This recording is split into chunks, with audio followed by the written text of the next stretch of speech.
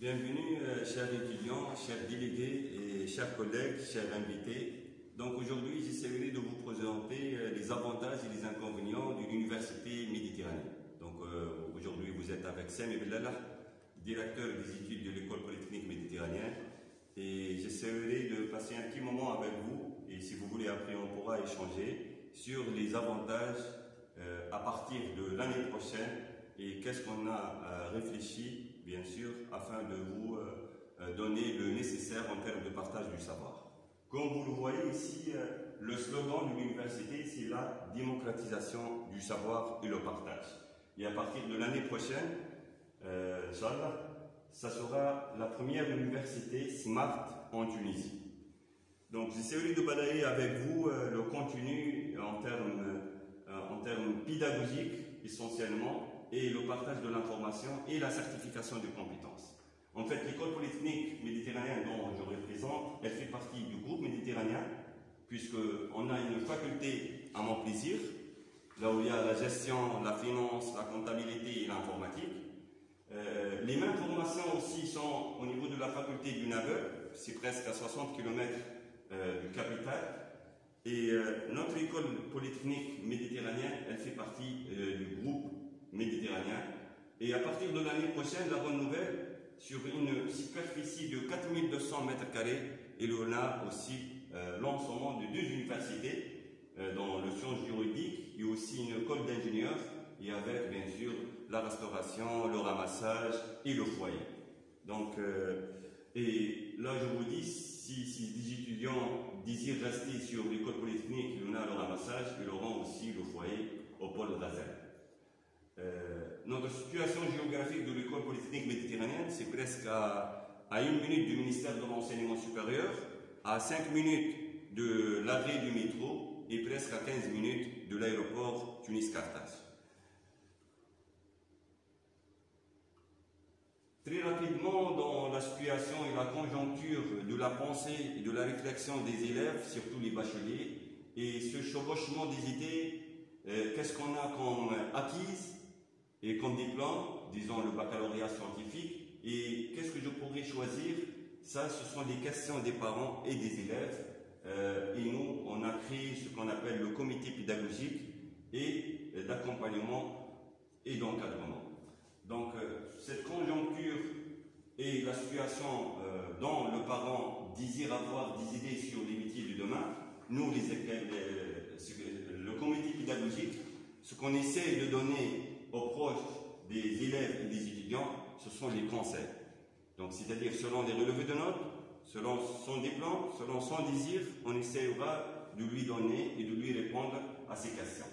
En fait, entre le BTS et la licence LMD, disons le parcours LMD et le cycle ingénieur, tout ça, il nous oriente vers des métiers et nous, avec mes respects pour les autres universités, donc on a ce package de 35 formations hautement réfléchies, on essaye de répondre aux questions demandées, les informations demandées des étudiants.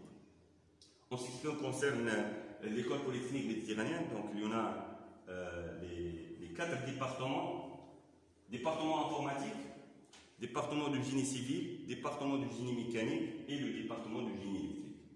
Donc actuellement, on a 3 cycles ingénieurs: le cycle ingénieur mécatronique, le cycle ingénieur génie industriel et logistique et le cycle ingénieur informatique avec 2 spécialités hautement demandées, le réseau, sécurité et l'informatique décisionnelle. Pour le cycle ingénieur génie industriel et logistique, là on a ajouté ce mot logistique et on était appelé à faire un entretien avec la commission pour expliquer pourquoi on a ajouté ce mot, puisque actuellement sur la Tunisie on a le cycle ingénieur génie industriel dans les autres universités, quelles que soient publiques ou bien privées. Donc là aussi c'est un parcours hautement demandé. Et pour les autres disciplines, en génie mécanique, on a actuellement 3 spécialités: la maintenance industrielle et l'énergétique et la construction et fabrication mécanique.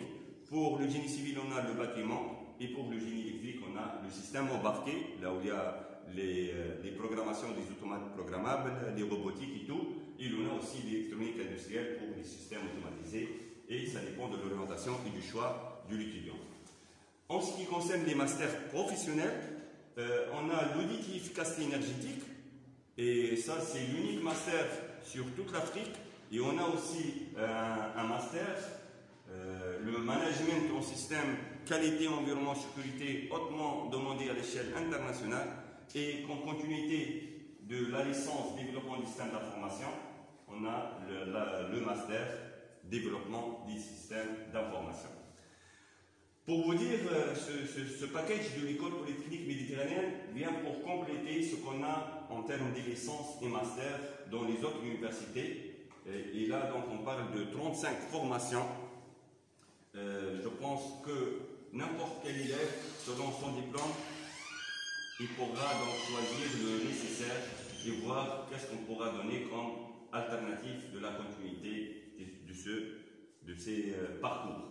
Bref, pour le cycle préparatoire maths physique, dont la durée c'est 2 ans, à partir de l'année prochaine, il y aura une classe classique pour la préparation du concours national. Mais il faut dire aussi que pour le subsaharien, il pourra ne pas passer le concours national. Ici, là, la moyenne de la 2e année, il pourra accéder en cycle ingénieur ou bien ajouter une année pour avoir le diplôme de la licence. Mais pour les Tunisiens, c'est obligatoirement, il devra passer le concours national. Donc en fait, pour l'année prochaine, il y aura une autre classe étoile, c'est une classe spéciale dans le cycle préparatoire pour préparer les concours internationaux. Donc c'est-à-dire, l'étudiant a lui de choisir ou bien des études classiques ou bien une classe étoile, et bien sûr, il y en a des critères de sélection dans cette classe.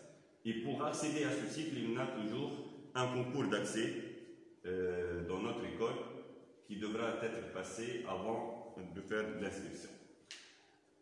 Voilà, donc on était certifié depuis la création en 2015, on a eu label, disons, ISO 9001 à partir d'un bureau de Veritas, le bureau reconnu à l'échelle internationale, et on est en train de préparer l'accréditation et de faire la certification intégrée ISO 20001 pour qualifier encore et pousser vers la qualité dans l'enseignement supérieur. Donc, bref, une petite réflexion pour vous dire, lorsqu'on dépose les dossiers d'habilitation, nous, on devra passer par ce cursus. Et notre comité pédagogique, on fixe les métiers, on développe les compétences à travers des réunions avec les professionnels, et puis on revient pour définir les unités d'enseignement et on développe tous les programmes nécessaires pour la formation. Il y en a aussi dans la méthode et les méthodes pédagogiques, l'évolution et l'évaluation. Donc c'est tout un contexte de réflexion. C'est pas au hasard qu'on a eu ce nombre de formations. Donc c'est appuyé par du comité de réflexion et du comité pédagogique. Je viens un peu sur les équipements qu'on a. Depuis la création, on a investi dans les équipements de haute technologie. Ce sont la technologie de pointe, disons. Là, comme vous voyez, la machine du tri, donc disons une société en termes didactiques. Et là, l'étudiant pourra même simuler à travers des automates programmables sur une machine du tri. Il y en a le robotique, il y en a toutes les machines de génie mécanique. Il y en a un très bon laboratoire de chimie, un laboratoire de physique. Donc, sincèrement, on est hautement équipé en termes d'équipement. Et comme vous le voyez, depuis 2014, on a le fameux machine 3D. Et d'après ce que s'est passé dans le confinement, là, les accessoires des appareils respiratoires, presque il y en a une réflexion et une recherche sur les machines 3D pour fabriquer les prototypes ou bien les pièces nécessaires pour répondre aux besoins dans le domaine de la santé. Donc c'est tout ça pour appuyer et pour montrer aussi qu'on travaille selon une méthode, ce qu'on appelle l'apprentissage par la pratique. Je viens un peu sur les certifications depuis la création de l'école polytechnique et l'agrément qu'on a. On a pensé à créer des centres de certification internationale. Un centre Oracle, un centre de certification Cisco, dont on a 2 collègues, des instructeurs de Cisco, donc on est capable de se lancer dans des certifications au sein de notre établissement, sans passer au territoire français ou bien autre. Il y en a aussi des étudiants qui ont été certifiés en SolidWorks, de Dassault Systèmes. Il y en a aussi une convention avec le centre de certification et de l'Institut français en Tunisie. Et ce package, il est bien sûr donné aux étudiants qui sont inscrits. Pour la plateforme English Attack, aussi c'est une plateforme hautement riche en termes de vidéos et des quiz, et elle est à la disposition des étudiants. Ils pourront accéder et voir même des tests de niveau pour préparation de la certification TOEIC. La réflexion aussi au niveau de l'université méditerranéenne, on a créé ce qu'on appelle le Centre méditerranéen privé de formation professionnelle continue. Et là, c'est dédié surtout pour les industriels et les sociétés, pour la qualification de compétences. Et on a lancé plusieurs formations de qualification. Et aussi, on a créé la deuxième société Inter-Afris. Et cette société dans le rôle de faire l'accompagnement et l'orientation et le suivi des étudiants. Et dans cette société aussi, on a plusieurs axes d'expertise. Il y en a des sociétés pour faire la mise à niveau des techniciens ou bien des ingénieurs. Elle pourra demander une offre auprès de cette société et on est toujours dans le savoir. Donc parmi les formations qu'on a lancées l'année passée, il y en a à travers cette plateforme English Attack, il y en a aussi d'autres formations ciblées en termes montage des PC et le hard et le soft. Il y en a aussi installation des caméras de surveillance. Et cette formation, elle est hautement demandée, donc même si l'étudiant est d'autres parcours, il n'est pas informaticien, génie civil ou bien génie mécanique, il pourra profiter de cette formation. De l'autre côté aussi, il y a l'installation réseau avec les accessoires nécessaires, les switchers, les drivers, etc. Donc là, pour vous dire, plus que l'enseignement traditionnel selon le parcours et la formation, on essaie à chaque fois de se lancer dans des formations de qualification des compétences. Aussi les collègues permanents, à chaque fois, donc, ils se lancent pour faire des formations sur les skills, sur les pack office, c'est-à-dire l'Excel, Word, la PowerPoint, et ça dépend du niveau. On essaiera à chaque fois de lancer des formations de qualification des compétences et des certifications. Plusieurs conventions ont été signées avec les partenaires, quel que soit national ou bien international. Donc là, on échange avec eux en termes d'affectation des stagiaires. On les invite pour les projets de fin d'études. On essaie aussi de se lancer sur les licences co-construites ou bien les masters co-construits selon le besoin des industriels. Et ça aussi, c'est une veille observatoire pour répondre aux besoins et à la demande des industriels. Enfin, j'arrive à ce qu'on a en termes des diplômes ou bien co-diplomation échangés avec les Canadiens, par exemple. On a le diplôme en 3 spécialités. Administration des affaires, supply chain, et on a aussi le développement web. C'est-à-dire l'étudiant, il est là, sur le territoire tunisien, il pourra s'inscrire en parallèle dans ce fameux parcours canadien Robertson College, et à la fin, il pourra avoir son relevé de notes et son diplôme. Et s'il désire faire l'immigration ou bien continuer ses études ou bien travailler au Canada, donc il a cette chance d'un autre diplôme qui peut-être pourra lui aider à faire son chemin et son parcours.